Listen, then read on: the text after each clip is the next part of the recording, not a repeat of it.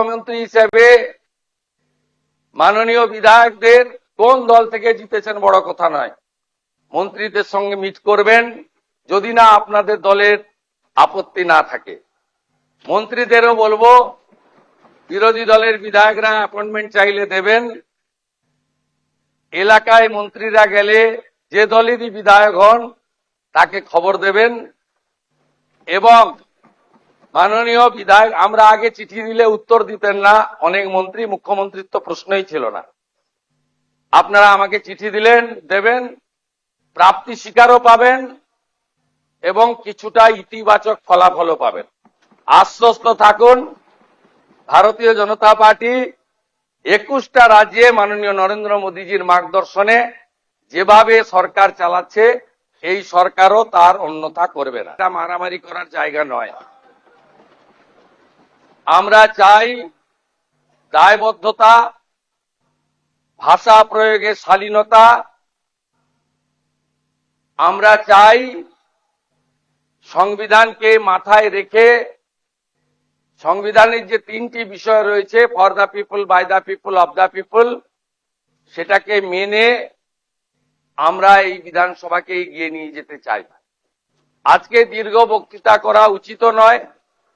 পরম্পরা মেনে প্রোটেম স্পিকার, যিনি গত 3 দিন নিষ্ঠার সঙ্গে চালালেন, মাননীয় Tapas Roy, senior member of this house, senior leader of the state, তার যোগ্যতা দিয়ে যেভাবে পরিচালনা করেছেন, তিনিও নিশ্চয়ই ধন্যবাদ জ্ঞাপন করবেন।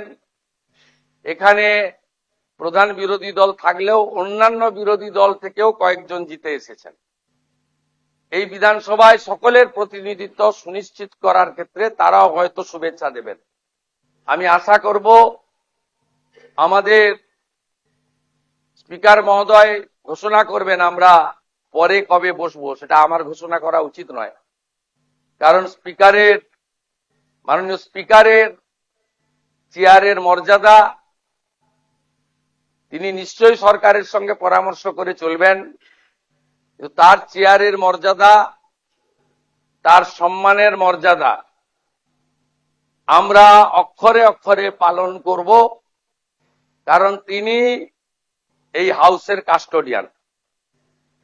তাই আমি আশা করব পরবর্তী বিধানসভার যখন পূর্ণাঙ্গ বাজেট অধিবেশন হবে, মহামহিম রাজ্যপালের বক্তৃতার মধ্য দিয়ে, তার আগে সর্বদলীয় মিটিং, বিএ কমিটি, বিভিন্ন হাউস কমিটি এবং standing committee formation, public accounts committee তৈরি করা, ফিনান্স কমিটিগুলির নির্বাচন, সব ক্ষেত্রেই এই বিধানসভায় ডাক্তার বিধানচন্দ্র রায় থেকে শুরু করে বিগত দিনে যারা দিকপাল স্বাধীনতা সংগ্রামীরা, অজয় মুখোপাধ্যায় থেকে শুরু করে,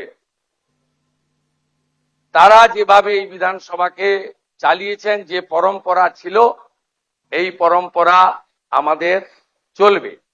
এই বিধানসভায় সংস্কারেরও দরকার রয়েছে। ইলেকট্রনিক্স ভোটিং মেশিন এখনো শুনলে আপনাদের খুবই পরিতাপের বিষয়, আমাদের কাগজে লিখে দিতে হয়।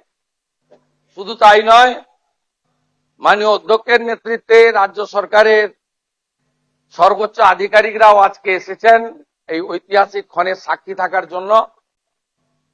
আমাদের ডিলিমিটেশন ইত্যাদি হয়ে যাওয়ার পরে বিধানসভার আসন সংখ্যাও হয়তো বাড়তে পারে।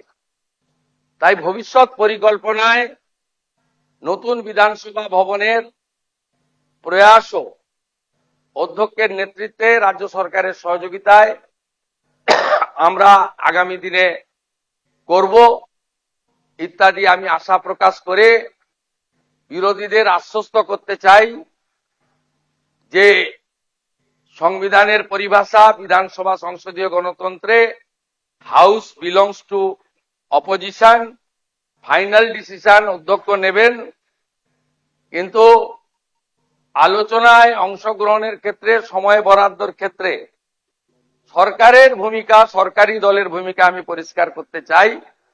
সংখ্যায় আপনারা অনেক কম হলেও আমরা 50-50 যে ভাগ আছে সেটা থেকে সরে যাব না।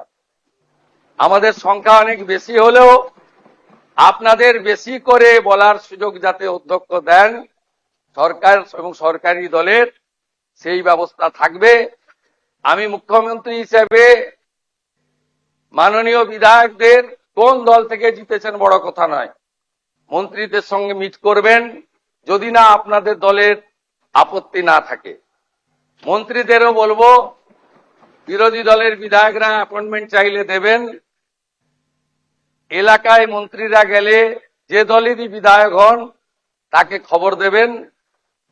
এবং মাননীয় বিধায়ক, আমরা আগে চিঠি দিলে উত্তর দিতেন না অনেক মন্ত্রী, মুখ্যমন্ত্রীর তো প্রশ্নই ছিল না। আপনারা আমাকে চিঠি দিলেন, দেবেন, প্রাপ্তি স্বীকারও পাবেন এবং কিছুটা ইতিবাচক ফলাফলও পাবেন। আশ্বস্ত থাকুন, ভারতীয় জনতা পার্টি 21টা রাজ্যে মাননীয় নরেন্দ্র মোদীজির মার্গদর্শনে যেভাবে সরকার চালাচ্ছে, এই সরকারও তার আমি শুনুন, আমি আপনার অন্য সব কথার কোনো মুহূর্তে উত্তর দেব না। প্রথমত আপনি বলেছেন মুখ্যমন্ত্রীর কাছে, সরকারের কাছে আবেদন করেছেন ঘর ছাড়াদের বাড়িতে ঢোকাতে হবে। আমার তো ঘর ছাড়া কেউ আছে বলে জানা নেই। যদি যদি যদি যদি যদি কেউ ঘর ছাড়া থাকে, আপনি আপনি মাননীয় ডিজিপির কাছে তালিকা দেবেন, কিন্তু শর্ত একটাই, ওই ব্যক্তির বিরুদ্ধে 2021 সালে নির্বাচন পরবর্তী সন্ত্রাসের যে 12,500 এফআইআর হয়েছিল তার কোনো অভিযোগ নেই। একদম পরিষ্কার শর্ত, যার জন্য জাস্টিস মঞ্জুরা চেল্লুর নেতৃত্বে কলকাতা হাইকোর্ট যে কমিটি করে দিয়েছিল, সিট তৈরি হয়েছিল, ভবানী ভবনে টেম্পোরারি অফিস হয়েছিল, আপনি তালিকা দেবেন। তার মধ্যে যদি সম্মানীয় রাজনৈতিক ব্যক্তিত্ব থাকে যাদের বিরুদ্ধে 2021-এর পোস্টপোল ভায়োলেন্সের অভিযোগ নেই, তাকে সসম্মানে এলাকার বিজেপির বিধায়ক এবং এসপি গিয়ে বাড়িতে ঢুকিয়ে দিয়ে আসবে। আর যদি 2021-এর পোস্টপোল ভায়োলেন্সের অভিযোগ থাকে, তাকে সরাসরি জেলে যেতে হবে। মুখ্যমন্ত্রী হিসেবে মাননীয় বিধায়কদের কোন দল থেকে জিতেছেন বড় কথা নয়, মন্ত্রীদের সঙ্গে মিট করবেন, যদি না আপনাদের দলের আপত্তি না থাকে। মন্ত্রীদেরও বলবো বিরোধী দলের বিধায়করা